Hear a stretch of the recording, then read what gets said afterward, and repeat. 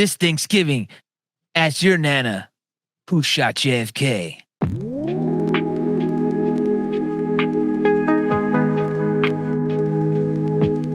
Under the docks, yeah, under the docks. Buried deep, but we're breaking the locks. Footage got clipped, they erase all the shots. We stay connected dots.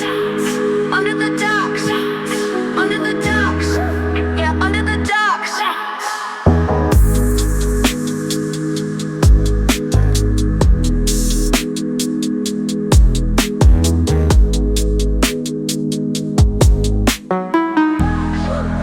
under the docks.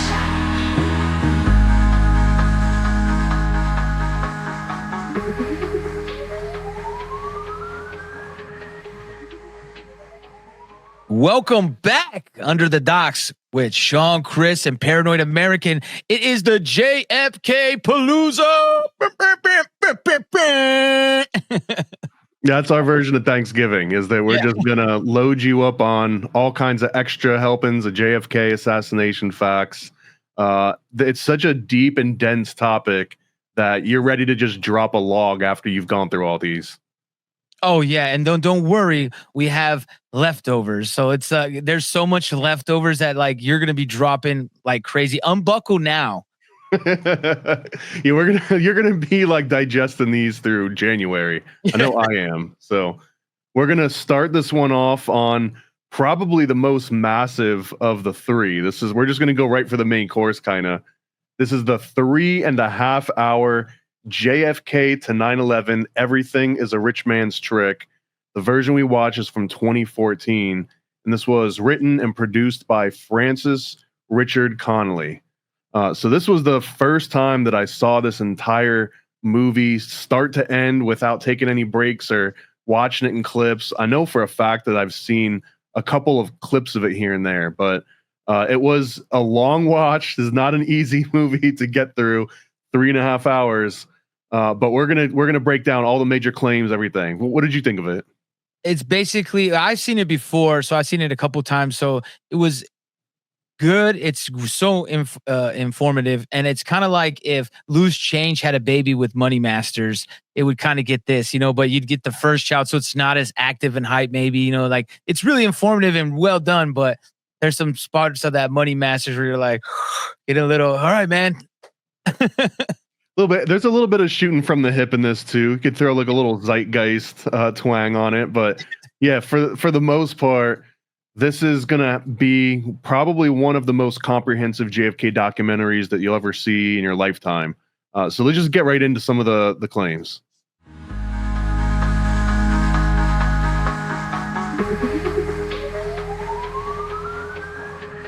All right, the first major claim of this movie is that everyone is Nazis, essentially. That everyone behind the JFK plot, the assassination, they were all essentially making good on the investment that they had made in the Germany over the course of 4 decades. And when they're hired guns, which is kind of what this implies, is that they hire the German army to become their sort of like bully to the rest of the world. When that doesn't work out for them, they figure out a way to, okay, well, we got all this money that we put into this country. We got all this military, right?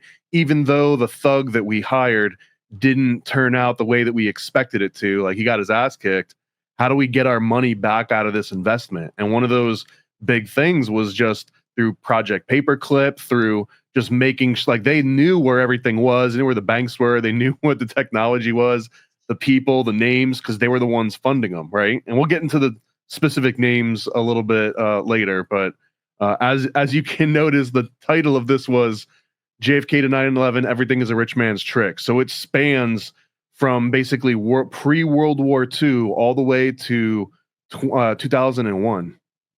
Yeah, and they kind of modernized it, and they show the blueprint of like World War II was almost like their blueprint of like, oh, we're gonna do this again and again and again, and like he kind of makes the argument of all these events that have happened from that timeline of World War II to 9/11, that pretty much it's all been orchestrated by this cabal. Another one of the big claims is that the mafia was running things, and that there was actually a really interesting conclusion that he makes in this documentary, and that's that the CIA and the mafia are just two sides of the exact same coin. That they both specialize in trafficking people and drugs across country. They also both kind of specialize in thuggery and blackmail and assassinate. Like there's pretty much anything that you would expect the mafia to do. The CIA is just the state sanctioned version of that, sanctioned with a huge asterisk next to it, hence JFK, right? He was not as cool with all this, just like he wasn't as cool with the mafia. And they make a point in this documentary that JFK felt a little bit of the sins of the father, that his dad, Joe, was a legit, mafioso, a straight up gangster, and he was maybe trying to correct some wrongs or at least establish himself as different from his dad. This was him using the presidency as almost a rebellion, and the mafia was not happy about this. And with this theory, he's mashing two theories together, right? There's always been the theory of, hey, remember JFK talks about ripping the CIA to pieces, and then the theory of, oh, the mafia did it because he double crossed them and didn't do what he was supposed to do, that they helped get him into office. And it just is like a perfect collide of where they're like, oh yeah, they're just like work together.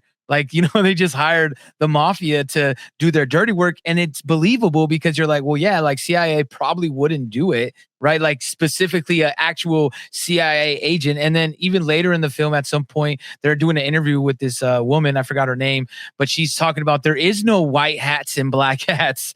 If you're willing to cross these lines, it's just like you try to spin it to make it look better, but there is no good guys and bad guys. It's like, this is our agenda. We're going after it.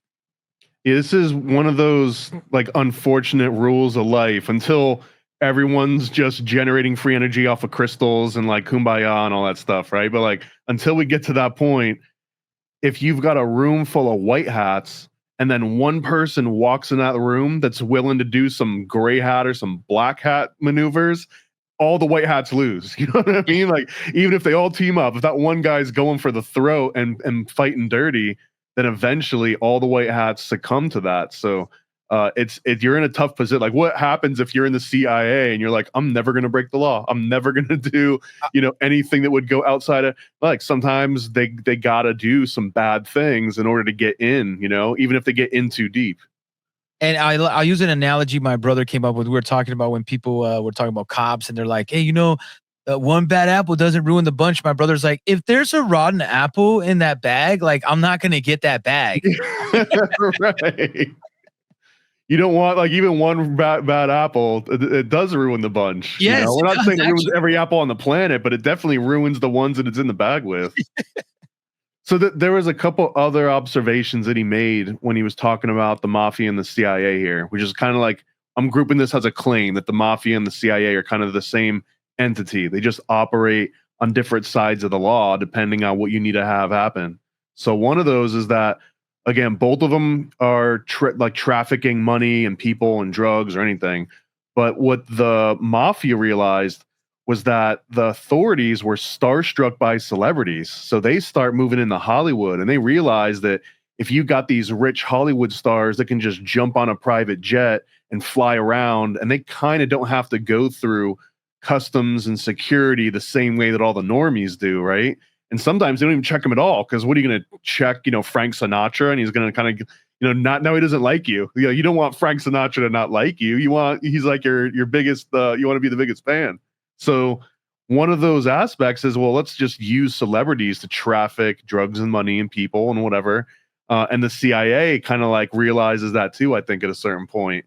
They use priests. There was a guy called Father Cash, because the running joke was just that he didn't get checked. So you could just use him to smuggle anything that you wanted.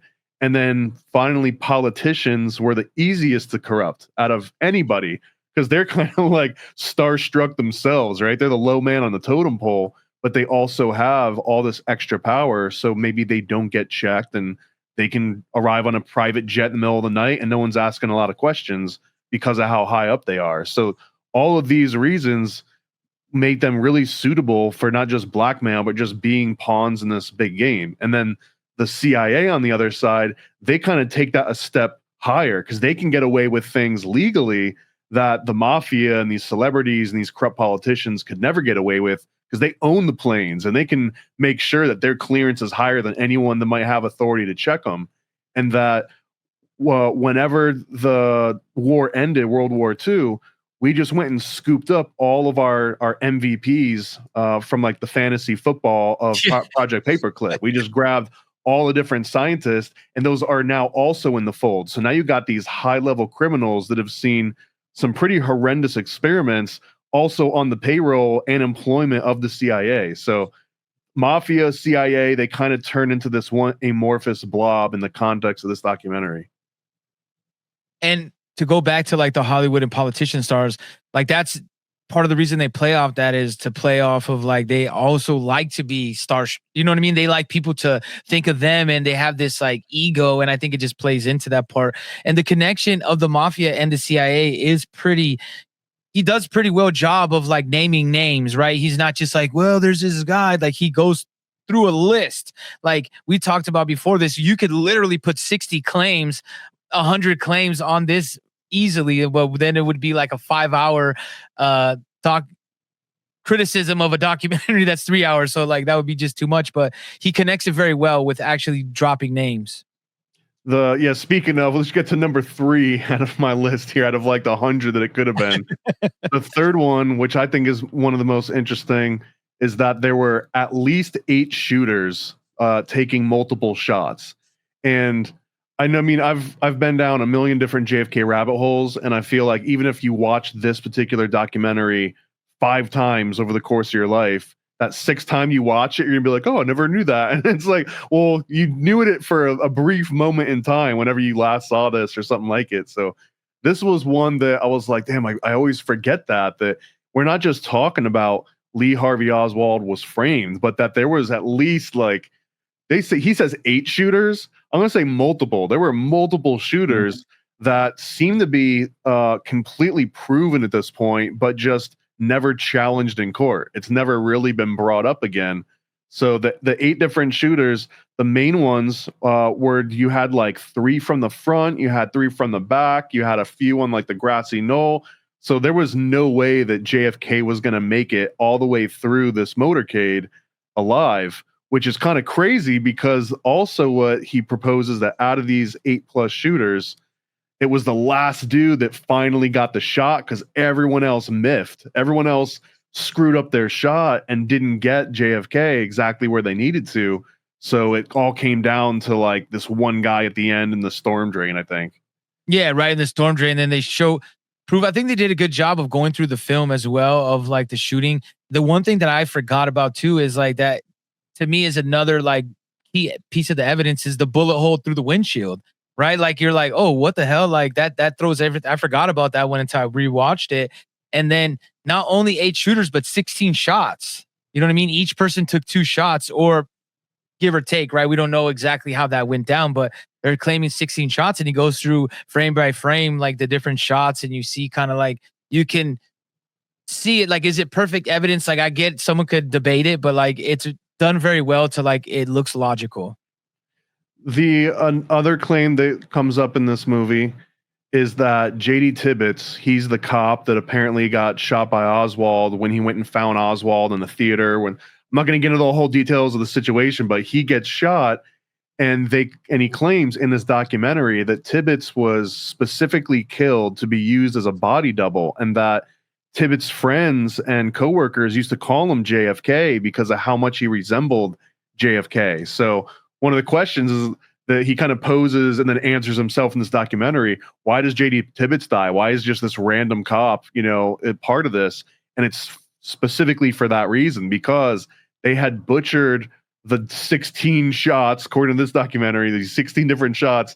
They did like riddle JFK's body in a few different ways that were not going to line up with the trajectory. Even if Oswald pulled off all the shots and was like a master marksman, let's just say in the magic bullet, all that stuff worked, there were still wounds on the body that mandated that some shots came from the front. So they get JD Tibbets' body and they basically try and recreate what should have happened.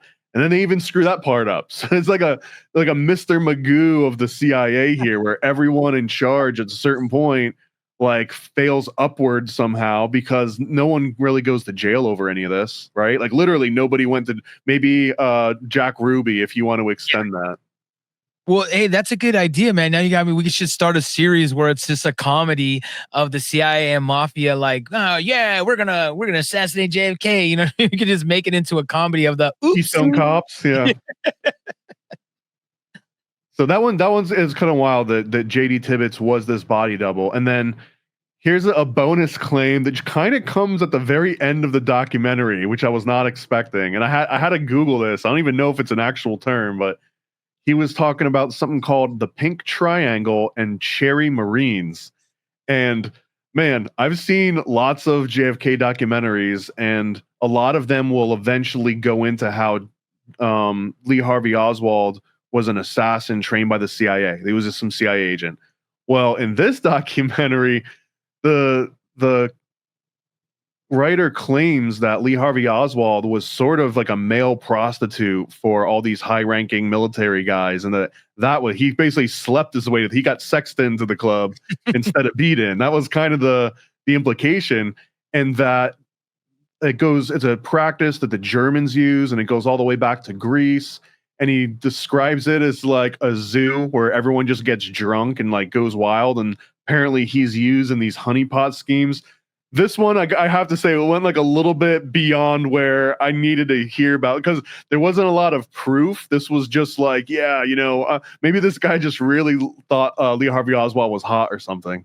He's like all these male orgies and busting everywhere. He is. He was probably on a trap. And then it makes it. Then you're like kind of happy that they did at the end. That's part of that they. That's when you need an editor, right? It goes, we don't need his part. And especially since this movie again has a 3.5-hour runtime, so you could break it up into 3 chunks, and it would still feel like you just watched 3 different movies back to back. Oh, definitely. I'll squeeze a couple other ones in here too. Again, 3.5-hour movie. It's hard to limit it to just a small handful. So a few others was that JP Morgan, we've heard this Money Master style, that JP Morgan was just a front for the Rothschilds, that they just made up for a tiny little single digit percentage out of all the different Rothschilds investments and holdings. And that the Dulles brothers, they intentionally used their power to tank the German economy. And in order to do that, then they can propose this solution. This is this Hegelian dialectic thinking where we'll cause the problem, complete economic collapse, and then once that happens, we'll propose the solution. This one too, this claim, it's a little bit hard just because I'm not going to stand up for the Dulles brothers. I guarantee that they were in some shady stuff, but to say that these 2 guys in the CIA were responsible for the entire collapse of a nation, and then everything according to their plan played out. Oh, except for that they hired Hitler and the Nazis to take over the world, and that didn't pan out. They screwed the most important part up, but all these other parts, somehow they were able to perfectly coordinate. But that's one of these other claims that goes into like everyone's a Nazi, is that it all went according to plan, except for the most important part. But then everything else fell in place.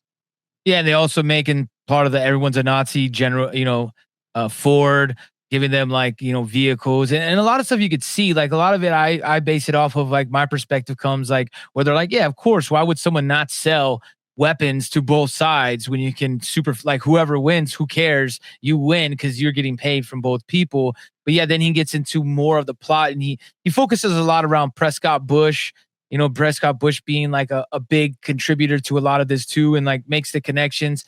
I think I like when he sticks with the mafia stuff, but yeah, everybody being a Nazi, like instead of like he keeps calling the Nazis throughout the film, but when me seeing a second look of it, I'm kind of more thinking of like, well, they propped up the Nazi party. See, that's part of it too. When I'm watching, I'm analyzing it differently. I'm like, oh, I know what you're saying, but I'm seeing it more like they propped up the Nazi party. They weren't necessarily Nazis. They were just doing whatever they could to fund more chaos and war to get them the money and power that they needed. But I just don't think, I have always found it hard to believe that all these powerful people are like, yeah, we should just all team up. Like I can see them having super egos where they can like, they're gonna cut people out. They're like, "Wow, this guy doesn't need that much." I just can't see him having a perfectly orchestrated, like, we're all in this, guys. We're the richest people in the world, and we own everything, and we love each other. Like, I just don't see that camaraderie that people try to preach in these films.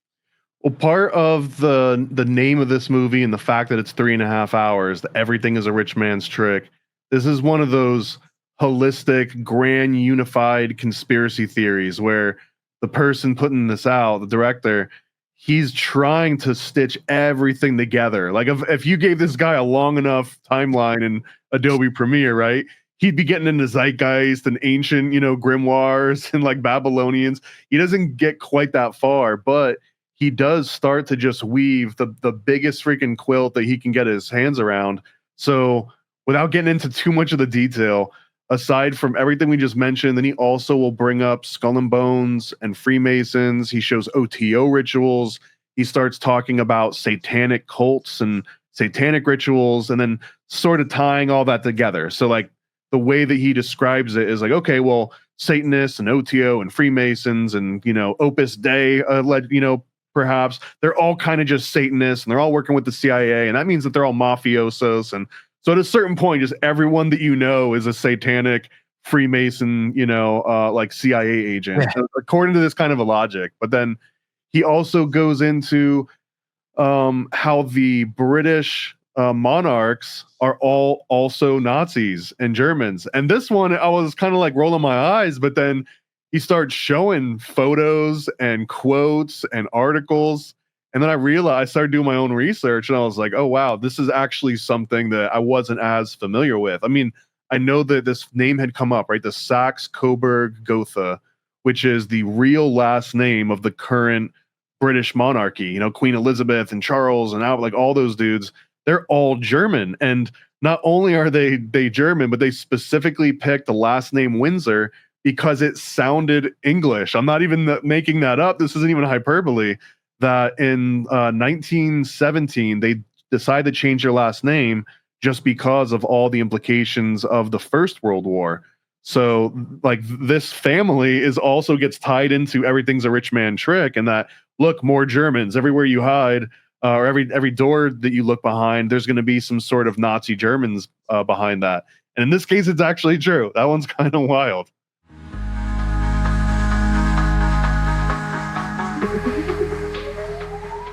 Ripples and Waves. I have heard about this movie. I know that it comes up pretty often, but you mentioned that it was kind of promoted and almost like created a QAnon, like an early QAnon mentality. So where did you come across this movie originally? From a Q person, like they during like right after 2020 when everybody was passing around, kind of around the time I saw All for Floyd. That I saw the first time, and then Smudley Butler was like a big like component of that. That's like, which makes sense, right? And that's like their claim of like, oh, see, we have white hats in there. There's some people that are trying to change it, like, and that's like the stuff they hold on to. And this is how it's been woven through of like JFK Jr.'s coming back, bro, because he didn't really die, and he's gonna. And Trump got put into office, and he's best friends with JFK Jr., even though I can't really prove it. There's only like one time, like there's known that they were kind of around each other in one of his hotels. Like just this, like the same thing of where like, oh, Trump threw Epstein out of his hotel. Like there's not really anything to like back that up. Just some guy that's like, yeah, it happened. Like, you know what I mean? That claims to be there, but there's no like video, no multiple witnesses. So that's what this film to me kind of inspired and pushed, which is ironic because this film that we watched in 2015 is when he started running, and that's when this like whole Q thing started a brewing. Yeah, this one's a hard call on how influential it was, because it feels like most people I know that are maybe deep into the Q angle, or at least very deep in the JFK, have seen this and will refer to it and suggest it. So I guess in my tiny little bubble of a corner, which is a very tiny niche in itself, that it did have an impact because people are still talking about it. And the way that you described too, that other people that maybe came across this, it plants a lot of different seeds that you see come up. And it's enough. It's a little bit of that like Whitman sampler mixtape kind of angle, where here's a whole bunch of stuff that You might not fully get the ingredient list for every single snack in there, but like you'll find out what your favorite flavors are, and then it's kind of on you to go from there. But yeah, this one gives it's a lot of surface area, so I do feel that it would be influential to anyone that sees this. Will probably remember at least one or two things from it going forward. Even if you forgot you saw this, though, like the weird facts that come up will just be burrowed in your brain. No, I think you're right. And since it's November, it's actually Thanksgiving a smorgasbord, right? Like it's actually represented well of Thanksgiving. You got a little ham, you got a little cheese potatoes, got some turkey, some greens, you got a little bit of everything. Now, mixing it together later, you will hit that toilet and you may not feel so well, but while it's going down, it's good. And I guess I would say in that like Thanksgiving spread, this one also doesn't shy away from using that weird sugar-free Jello and like Cool Whip, like things that don't exist in nature. They just kind of shove it in there, and it kind of fits, but you kind of regret it a little bit later, right? It's not the most healthy to put into your body.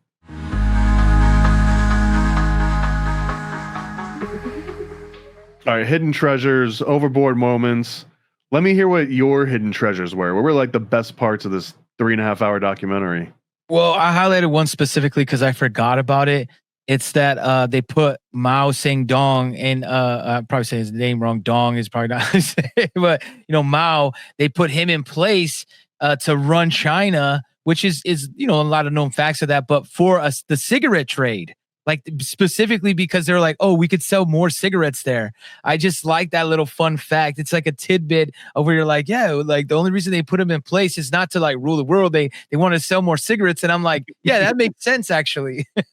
It does make sense, and it's also an example of that like grand unified theory going on. So in addition to the Windsor family, and that was kind of like a cool little nugget, I think the biggest hidden treasure for me was that this 3.5 hour movie, he actually proposes a full theory on who did it and how they did it and why they did it. They don't leave a lot of questions for good and bad, right? So they're like hidden treasure and sort of like overboard in making some connections just for the sake of having this cohesive explanation. So my best version of summarizing this is that who killed JFK? It was sort of this conglomerate of JP Morgan, DuPont, Remington Arms, the American Liberty League, and all of the different politicians and mafiosos that were against JFK because they thought they had a guy in the White House that was just ready to do whatever they needed. And he turned out to be playing hardball with everyone. And he was actually going to start, like investigating all of these different activities. So he kind of had to be taken out by, at least 8 people for sure were on board on doing this. And that there was this McCormick-Dickstein committee, and they're the ones that actually confirmed that a conspiracy plot was real. This is one of those lesser things that comes out of this particular documentary, and that the entire committee was basically just memory hold, because we'll see in this documentary and also some other ones how like New York Times and ABC and CBS and like all of the major media, none of them reported on anything that wasn't the direct official report from Warren Commission or from anyone else. And there were so many different alternate stories and witnesses and things that didn't line up. And 100% of that stuff got memory hold by mainstream media for the next 30 to 40 years, which is wild watching all this in 2025 in retrospect and having, the last half century as context and realizing how many of the things that were originally claimed as unrelated or, silly conspiracy theories have been proven at this point. But not broadcast, not put out there to everybody's like to know for sure. Like it's information in the ether, but like it's not like on the headlines. The headline was like nothing to see here, you know what I mean? And everything else came out through the years. It is good to like kind of go. It has a well done part 2. I like some of the hidden treasures of getting to the witnesses and like talking to like Dr. Crenshaw and like having little interviews that are forgotten at time, because I always like those as tidbits to get it. But I would say my overboard moment though is just kind of what you said, is just this. I get a little bored of the trying to weave everything together. I'm like, this could have been a podcast, bro, where you did a bunch of different This episodes could have been like a 60 episode podcast for sure. where you can break it down and actually like be more thorough because you're specific on a topic. But since you're trying to run it all together, you're like, yeah, you have some great points. And I think a lot of it has substance, but it's not that it's all connected, right? It doesn't, it's just maybe this guy did this to more profit. Like, why would they not sell more Coke in Nazi Germany? Because they want to get more money. And that doesn't necessarily mean that they're all in it on together. Like, yeah, good plan, bro. You sell the Cokes to him, you sell the Jeeps to them, and we'll sell the oil to them. They're just selling things that they would do normally, regardless if there was a war or not.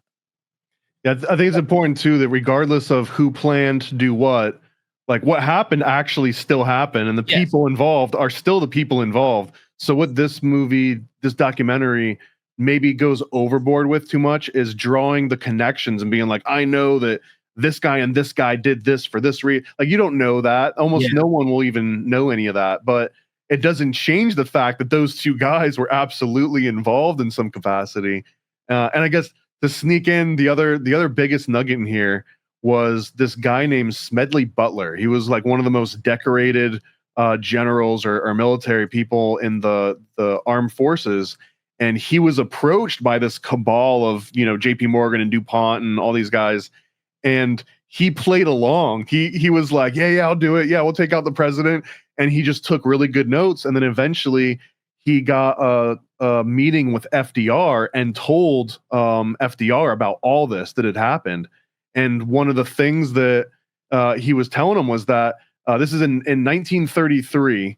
Butler testified to Congress that he was approached by a large group of these high, powerful individuals from Wall Street and from politics, even within the military, and that they were planning a military coup against FDR himself, and that they had something like 500,000 veterans in a private army that were all ready to make like a violent coup, like take over the actual country and turn it basically into like an authoritarian Germany.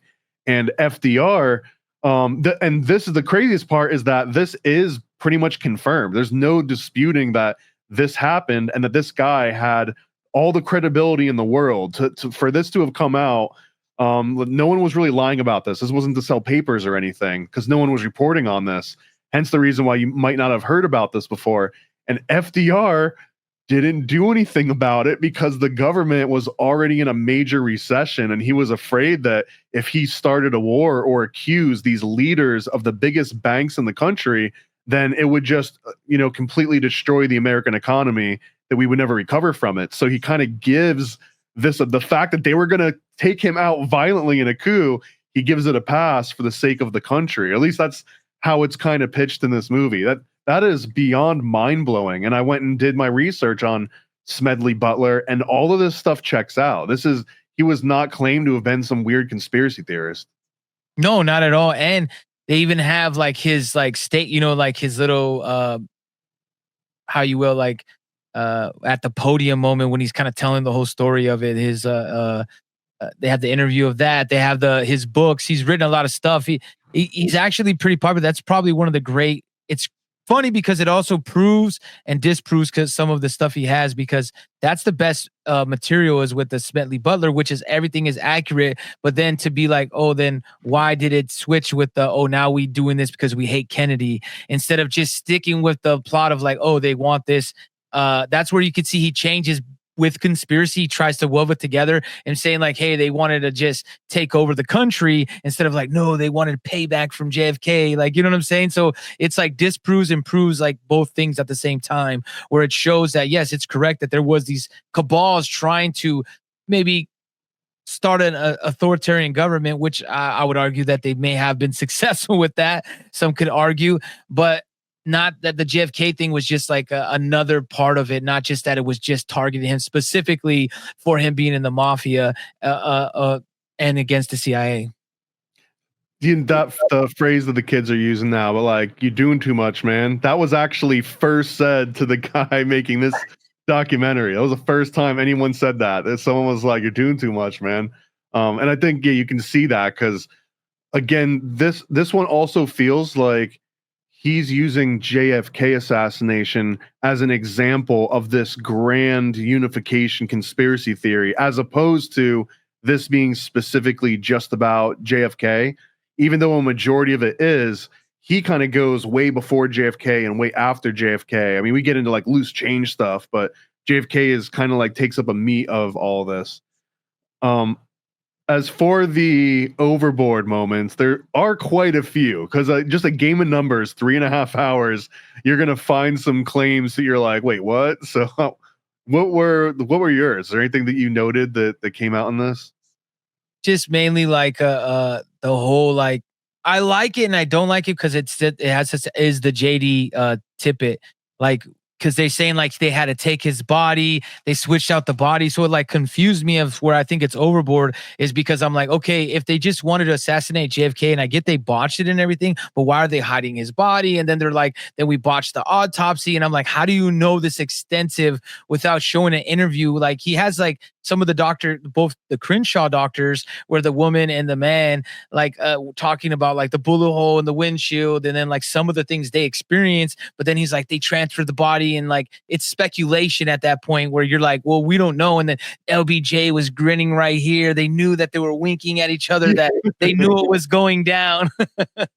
I'm glad that you bring all that up specifically because one of the next movies that we're gonna watch this month, JFK Revisited, it retells some of these facts, but in such a cohesive way that the papers and the names and the interviews, they'll just be presented way differently. So yeah, this movie, since it tries to do so much, it also kind of drops the ball in a few places where a huge claim will be made that in retrospect is really important the more you learn about it. But this movie doesn't really do it justice because it won't go all the way. It doesn't go full Money Masters, and it doesn't go full Loose Change because it's trying to do both of those movies at once. And one of the biggest things too is that in the back of my head when we're watching these, I got to think, can I suggest this to a normie, like someone that I work with or like a family member that's like, not into the whole conspiracy crowd? And there are some claims made in the first 10 to 15 minutes of this documentary that will just turn someone off forever. Like they're not going to make it to 30 minutes in, let alone 3 hours and 30 minutes in. So it kind of sets itself up for failure in that way. So like I got a couple of the examples that I had to write down. One of the quotes is the public are generally sensible people. Like this is the documentary, the director talking to you in the narration, being honest. He's like, in general, most people are pretty sensible. And I was just thinking like, no, that's not my lived experience whatsoever. It's a weird thing to come out of the gates and use as like the proof that he starts setting up on. He also says, this is a direct quote from the documentary, all terrorism is fake. And that it's all been used by this war machine in order to just make more bullets and get into these constant war for the bankers and everything else. I understand false flags and I understand questioning 9/11 and Northwoods and Tonkin and just every single one, right? Waco and Ruby. I understand all of those as false flags, but to just straight up say as an absolute all terrorism is fake, it was a huge red flag to me.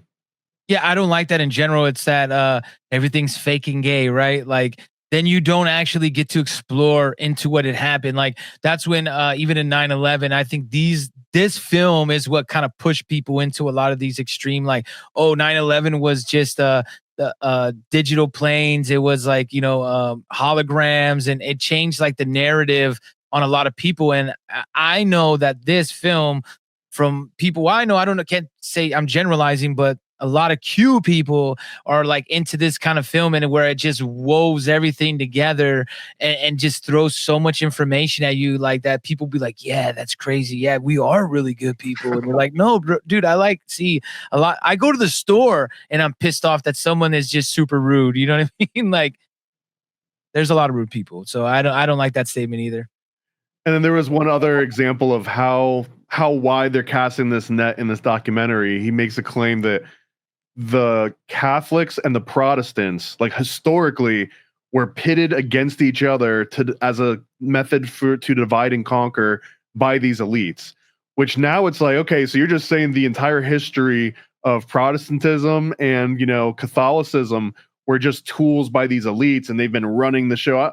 I guess I tend to believe that human history is a little messier than that. That you can't just be like, oh look, these two clubs were created by guy A and guy B, and it was to do, you know, plot C. It doesn't kind of work that way. I understand using the foment between two big groups and then sort of exploiting that for your own reasons and being able to hide in the chaos of these two different groups, especially if you don't care about either one, or if you're pretending to, you know, cater to both of them at the same time because it'll work out that way.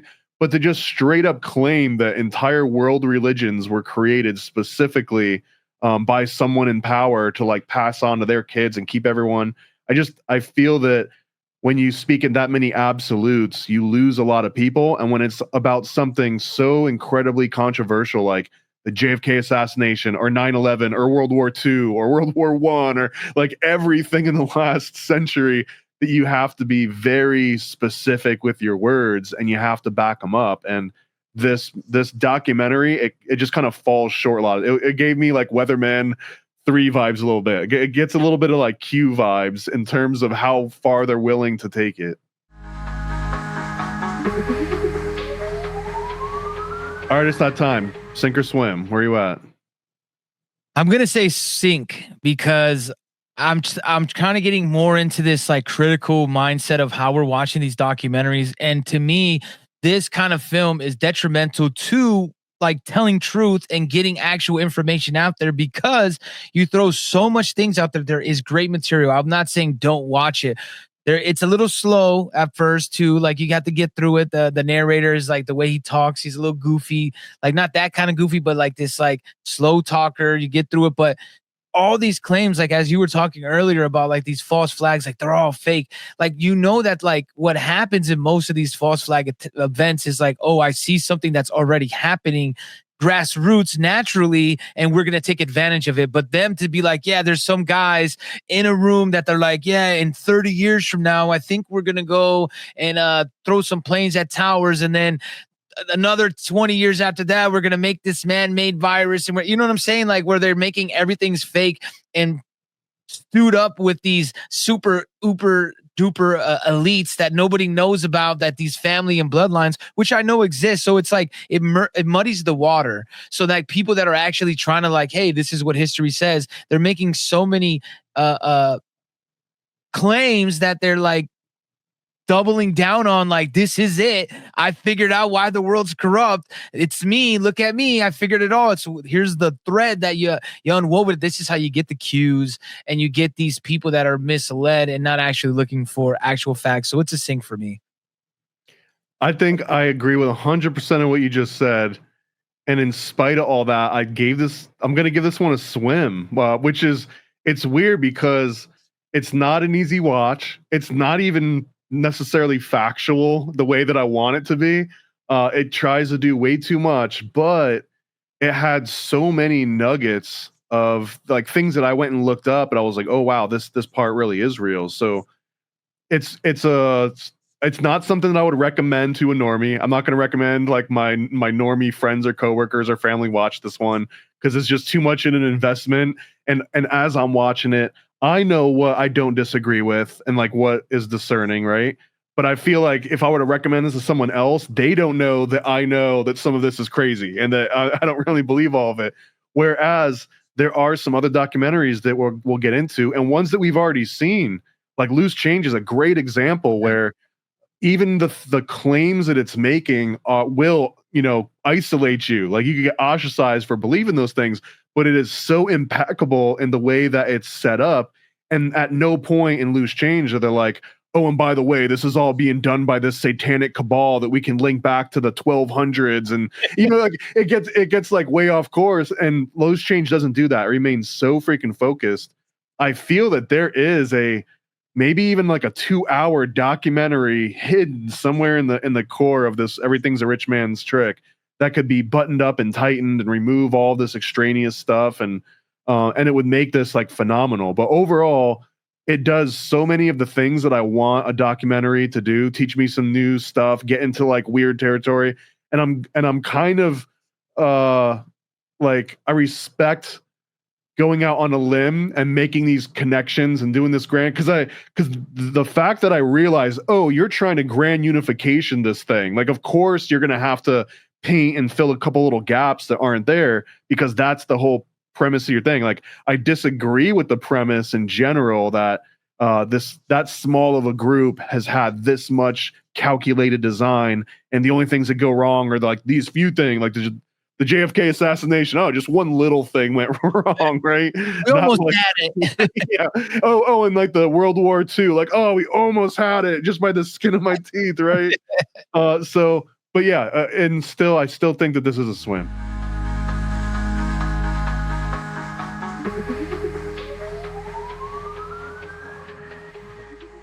On the horizon, the very next one that we got coming up, it's going to be JFK Revisited, and this one is by Oliver Stone, who did the JFK movie, and he's going to kind of break down a whole bunch of different claims that got popular because of his movie, that gave birth to all these other conspiracy documentaries, like the one that we just watched, the Everything is a Rich Man's Trick. A lot of these even cite JFK, the movie, inside their documentaries. So Oliver Stone comes back and he's like, well, I'm going to do a JFK conspiracy documentary. And that's what this is.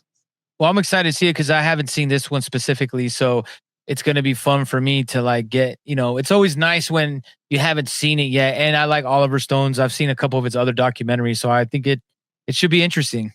Don't forget to follow Sean Chris, killthemockingbirds.com, paranoidamerican.com. We out of here. Peace. Under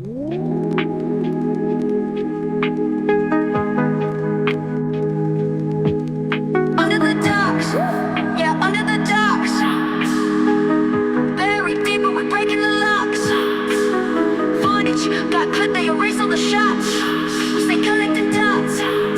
Under the docks, under the docks, yeah, under the docks.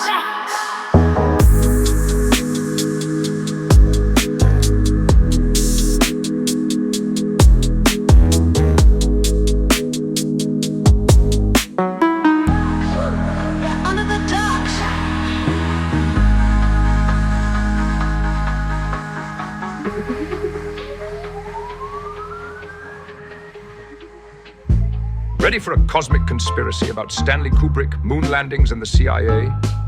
Go visit nasacomic.com. nasacomic.com, CIA's biggest con. Stanley Kubrick put us on, that's why we're singing this song. I'm nasacomic.com. Go visit nasacomic.com. Go visit nasacomic.com.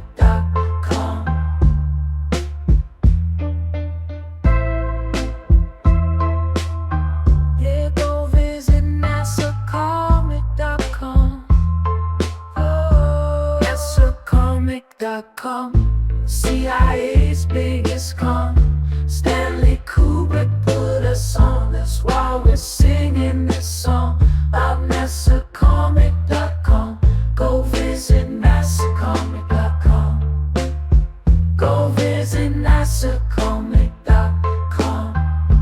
Yeah, go visit nasacomic.com. Never a Straight Answer is a 40-page comic about Stanley Kubrick directing the Apollo space missions.